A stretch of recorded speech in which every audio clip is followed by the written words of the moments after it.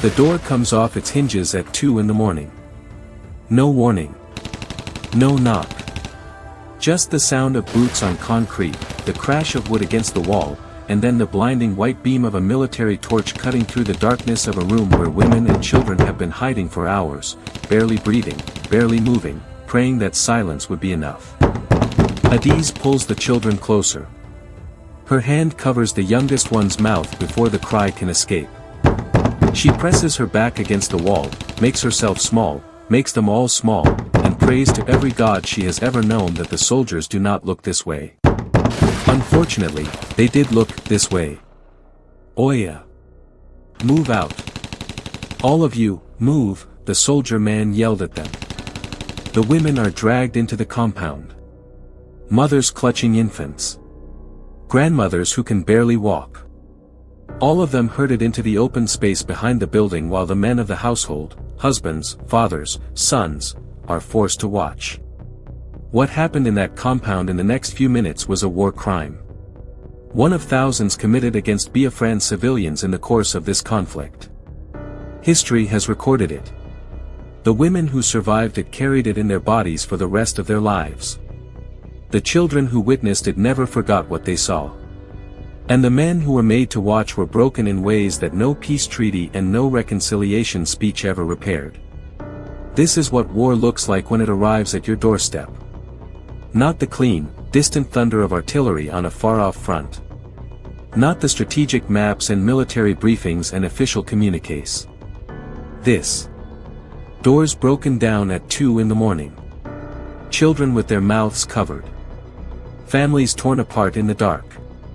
This is Biafra in the second year of the war. And it is getting worse. By October 1967, the federal forces have pushed deep into Biafran territory. Town after town has fallen. And now they are at the gates of Enugu, the capital city of Biafra, the political and symbolic heart of everything Ojukwu and his people are fighting for. Ojukwu is asleep in the Biafran State House when the federal troops arrive. He wakes to the sound of gunfire and mortar explosions. He reaches for his aides. They are gone. He reaches for his guards. Gone. He looks out of the window and sees what is happening. The federal forces have surrounded the building. The capital is falling. And if he is captured, Biafra falls with it. He does not panic. He changes his clothes. He puts on the worn, simple clothing of a household servant. He walks out of the state house through a side entrance, past federal soldiers who look at him and see exactly what he wants them to see, a nobody, a worker, a man of no consequence moving through the chaos trying to find safety. Nobody stops him. Ojukwu walks out of the falling capital of Biafra disguised as a servant. He relocates his government to Umuahia, deep in the heart of traditional Igbo territory. His engineers build an underground bunker. And from that bunker, on the 23rd of October, 1967, the Biafran official radio broadcasts a message to the world. We will not stop. We will not surrender. What has happened in Enugu is not defeat, it is a temporary setback. Biafra stands. Biafra fights. Biafra will not be extinguished. Ojukwu said. The people hear him. They believe him. They hold on. But holding on is about to become the hardest thing they have ever done. Because the man who betrayed Biafra at the most critical political moment of the war, Chief Obafemi Awolowo, now serving as Federal Commissioner for Finance, has decided that the fastest way to end this conflict is not to outfight Biafra on the battlefield. It is to starve them out. Awolowo's logic is cold and precise. The Biafran military is sustained by its people. The people need food to survive. Cut off the food and you cut off the will to fight. The civilians will suffer. But the soldiers will suffer the most. Awolowo admonishes. He says this out loud. In a meeting. With people in the room. Not as a reluctant admission of collateral damage, but as the stated goal of a deliberate policy. And the federal government implements it. Nigerian fighter jets begin targeting markets. Not military installations, markets. Places where women sell tomatoes and yams and dried fish. Places where children are sent in the morning with a few kobo and a list of things to buy for dinner. Bombed. Systematically. Deliberately. Because a market is where food moves and food must not move into Biafra. 8 flights carrying food and medicine to the southeast are turned back. Airports are bombed. Supply routes are cut. The blockade is total. Nothing gets in. Nothing gets out. And inside Biafra, the hunger begins. It starts slowly. Smaller portions.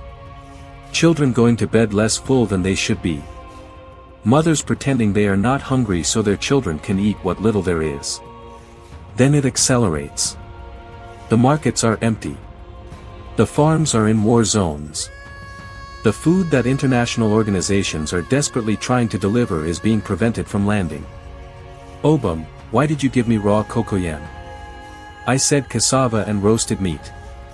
The Biafran soldier who has been hiding in the bushes with Obam, asked angrily. Would you also like a glass of palm wine to wash it down? If you know what is good for you, pick up your slingshot and follow me to hunt lizards. Obam responded. Lizards? We ate lizards yesterday. Biafran soldier asked. Then be grateful we are not eating frogs. We are at war. In war you eat whatever you can find. Raw cocoyam. Cassava leaf. Sugarcane bulb. Lizards. Pick up your slingshot. Obam shot back. These are soldiers. Men who enlisted to fight for their people. Men who trained and believed with every cell of their bodies. And they are hunting lizards in the bush to survive because the federal government has made a policy decision to starve them. Now think about what is happening to the civilians. The images that begin leaking out of Biafra in 1968 will shock the entire world. Children with swollen bellies and wasted limbs, the unmistakable face of severe malnutrition sweeping through the civilian population with a speed that no army and no weapon could match. Mothers too weak to stand. Villages full of the dying. International aid organizations mobilize. Journalists risk their lives to document what is happening. The pictures end up on the front pages of newspapers in Europe and America, and ordinary people who have never heard of Biafra find themselves staring at a child's face and feeling something crack open in their chests. But feeling something and doing something are very different things. Because the governments of the world, the ones with the power to intervene, to pressure Nigeria, to force open the supply routes, are not moved the way their citizens are. Britain continues supplying weapons to the federal government. America stays strategically silent.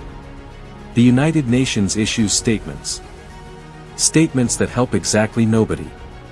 And in the bunker in Umuahia, Ojukwu looks at the reports coming in from across Biafra. The casualty figures from the battlefield. The starvation figures from the civilian population. The aid figures, how much food is trying to get in, how much is being turned back. He already knows what this is. This is not a war between armies anymore. This is a war against a people. Not against Biafran soldiers.